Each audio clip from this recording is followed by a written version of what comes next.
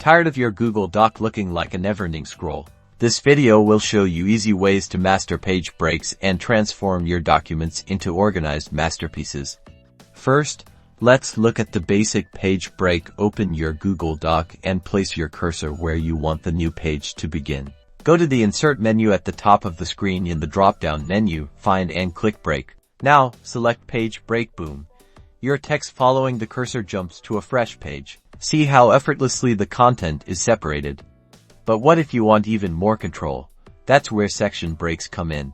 Head back to the Insert menu, select Break again, but this time we're choosing something different. Pick Section Break. Next page. Notice the slight difference. This not only creates a new page but also starts a new section. Section breaks are super useful if you want to change margins or page orientation in different parts of your document. You can find these options under File, then Page Setup. Use these breaks to perfectly organize your Google Docs and make them visually appealing. Don't forget to like and subscribe for more tips.